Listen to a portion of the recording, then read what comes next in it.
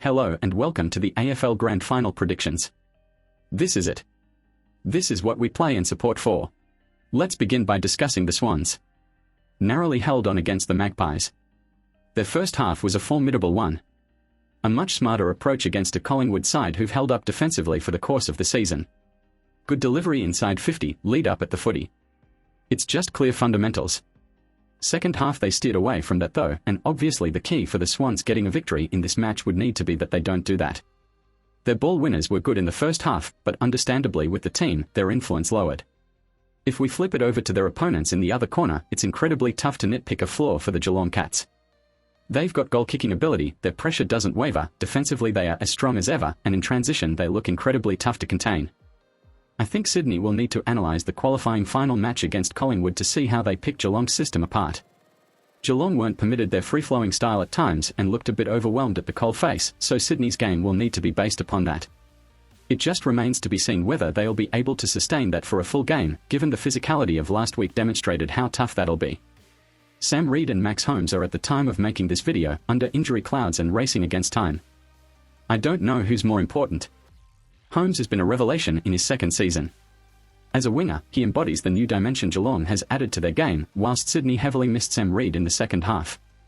Oftentimes where they wanted to put Hickey behind the ball, they didn't have Sam Reid as the ruckman for closer to goal, and that really aided Collingwood's drive out of the back half with all those clearance wins.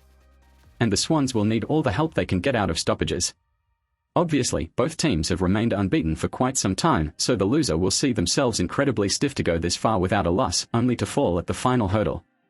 I shall be going more in depth with my tips this week. It's hard to go past Geelong, they shook off some early game jitters and showed how authoritative they can be if they can get their groove going. Whilst Sydney's back line has held up, they'll have their hands full. Dangerfield was unbelievable last week, and if he can replicate the effort, the Swans will be in a spot of bother. And defensively, I think that'll be interesting. Buddy has been known to be held down against good defences, for example the D's a couple weeks back, so I think he'll have no impact, so that'll place incredible strain on the younger Talls and Tom Papley, who I think will get dug into quite a bit. Sam Reid getting up is key for this as well. Joel Amadi or Hayden McLean, I'm not sure how many times out of 10 they'll be able to outsmart the Cats back half. The only way I think Geelong lose is if A, they falter under pressure that the Swans are applying, or B, they falter under pressure due to the occasion and the importance of the match. My Norm Smith winner will be a left field selection, Mark Blitzarves, provided he's not tagging anyone. I think he could be a presence all over the ground, chipping in with intercepts, being dominant at the contest, and doing the team plays to get the job done. If I'm being sensible, I'd tip a game breaker like Dangerfield. I mean, look what Dusty did on grand final days. But then you've got the Jason Johannisen types that got a Norm Smith, and I think Blitzarves fits the mold as a similar selection.